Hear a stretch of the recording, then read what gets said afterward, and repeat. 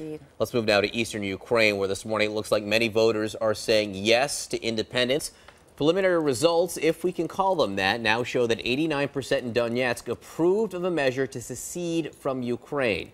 That amid more deadly violence, gunmen opening fire on crowds. That's about 30 miles from Donetsk. Not clear this morning just who those gunmen were, who was firing and whom exactly. Nick Payton-Walsh is live in Slovyansk this morning, another one of these towns affected. Nick, give us a sense of the latest. Well, John, woken at 5 o'clock this morning by what sounded like about half an hour's worth of tank fire on the outskirts of town. That gives you really an idea of how tense the city still is. The referendum results, let's be honest, never really expected anything other than the 80% turnout roughly, and the 89% possible preliminary results suggest endorsement of the idea of the Donetsk Republic becoming independent. The key question would be, what is Kiev and Moscow going to do? Well, Kiev have said this referendum was a farce.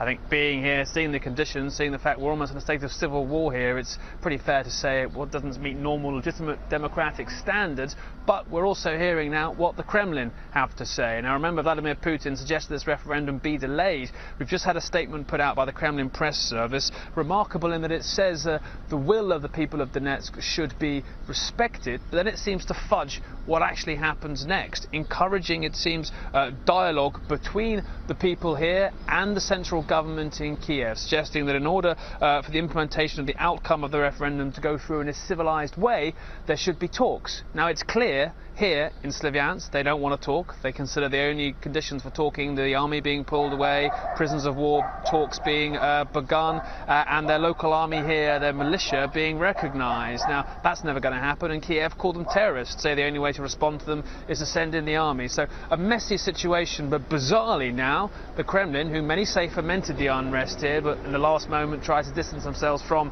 this referendum, are now saying it's time for everyone to talk. And crucially here, suggesting that perhaps political security monitors, the OSCE, should be involved in that process. An interesting development from Moscow, and that'll leave people here very confused as to where Russia actually stands.